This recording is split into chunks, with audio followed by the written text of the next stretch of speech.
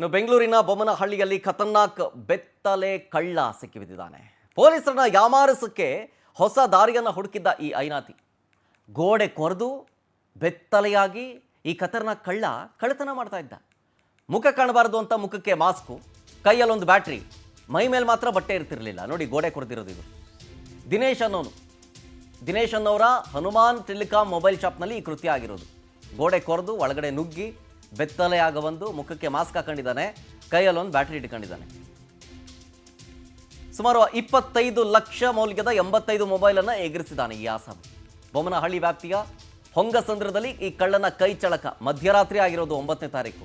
ಈ ಕಳ್ಳತನ ಹೆಂಗಾಯ್ತು, ಪೊಲೀಸರ ತನಿಖೆ ಯಾವ ಹಂತದಲ್ಲಿದೆ, ಈ ವಿಚಾರಕ್ಕೆ ಸಂಬಂಧಪಟ್ಟಂತೆ ನಮ್ಮ ಪ್ರತಿನಿಧಿ ವೆಂಕಟೇಶ್ ಒಂದು ಪ್ರತ್ಯಕ್ಷ ವರದಿ ಕೊಟ್ಟಿದ್ದಾರೆ.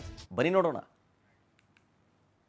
ಗಳ ಕಾಲ ಸಿಲಿಕಾನ್ ಸಿಟಿಯಲ್ಲಿ ಬೆಡ್ಶೀಟ್ ಗ್ಯಾಂಗ್, ಚಡ್ಡಿ ಗ್ಯಾಂಗ್ ಅನ್ನುವಂತಹ ರೀತಿಯಲ್ಲಿ ಬಂದು ಕಳ್ಳತನವನ್ನ ಮಾಡ್ತಿದ್ರು. ಆದ್ರೆ ಹೊಸದಾಗಿ ಒಂದು ಕಳ್ಳತನದ ಮಾರ್ಗವನ್ನ ಕಂಡುಕೊಳ್ಳಿರುವಂತಹ ಯುವಕ ನಗ್ನವಾಗಿ ಬಂದು ಮೊಬೈಲ್ ಅಂಗಡಿಯ ಗೋಡೆಯನ್ನ ಕೊರೆದು ಕಳ್ಳತನ ಮಾಡಿರುವಂತಹ ಘಟನೆ ವರದಿಯಾಗಿರುವಂತದ್ದು. ಸದ್ಯಕ್ಕೆ ಈ ಒಂದು ಮೊಬೈಲ್ ಅಂಗಡಿಯ ಗೋಡೆ ಏನಿದೆ, ಇದೇ ಒಂದು ಮಾರ್ಗವಾಗಿ ಆತ ಒಳಗಡೆ ಹೋಗಿ ಕಳ್ಳತನವನ್ನ ಮಾಡಿರುವಂತದ್ದು. ಸದ್ಯಕ್ಕೆ ಅದನ್ನ ಈಗ ಸಿಮೆಂಟ್ ನಿಂದ ಫಿಲ್ ಮಾಡಿರುವಂತಹದ್ದು. ಈ ಒಂದು ಅಂಗಡಿ ಇರುವಂತಹದ್ದು ಬೊಮ್ಮನಹಳ್ಳಿ ಪೊಲೀಸ್ ಠಾಣಾ ವ್ಯಾಪ್ತಿಯ ಹೊಂಗಸಂದ್ರದಲ್ಲಿ, ಅಂದ್ರೆ ಈ ಒಂದು ಬೇಗೂರು ಮತ್ತು ಹೊಂಗಸಂದ್ರ ಮುಖ್ಯ ರಸ್ತೆಯಲ್ಲಿ ಇರುವಂತಹ ಈ ಒಂದು ಅಂಗಡಿಗೆ ಎಂಟ್ರಿ ಆಗ್ಬೇಕಂದ್ರೆ ಮೇನ್ ರೋಡ್ ಅಲ್ಲೇ ಕೂಡ ಒಂದು ಡೋರ್ ಇದೆ. ಆದ್ರೆ ಈ ಕಡೆ ಈ ಒಂದು ಸ್ಥಳಕ್ಕೆ ಆತ ಬರ್ಬೇಕಾದ್ರೆ 10 ಗಂಟೆಯ ನಂತರ ಈ ಒಂದು ಗೇಟ್ ಗಳನ್ನು ಕೂಡ ಕ್ಲೋಸ್ ಮಾಡಲಾಗಿರುತ್ತೆ. ಆದ್ರೆ ಈ ಒಂದು ಗೇಟ್ ಅನ್ನ ಕ್ಲೋಸ್ ಮಾಡಿದ ನಂತರ ಕೂಡ ಇದೇ ಒಂದು ಮಾರ್ಗವಾಗಿ ಆತ ಗೇಟ್ ಅನ್ನ ಹತ್ತಿ ಒಳಗಡೆ ಹೋಗಿರುವಂತಹದ್ದು.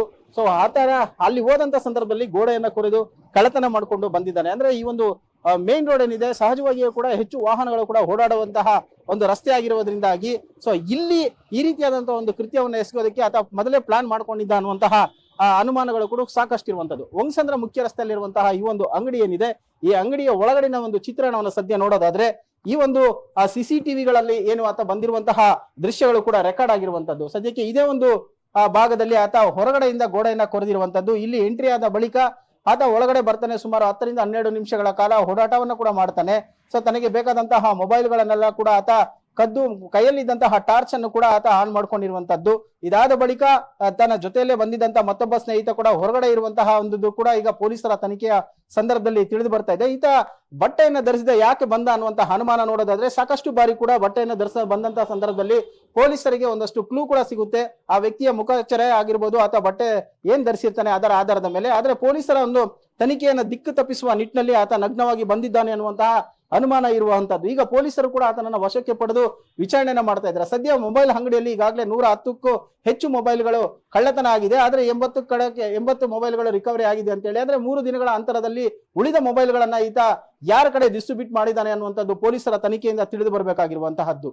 ಕ್ಯಾಮರಾ ಪರ್ಸನ್ ನವಾಜ್ ಜೊತೆ ವೆಂಕಟೇಶ್, ಪವರ್ ಟಿವಿ, ಬೆಂಗಳೂರು.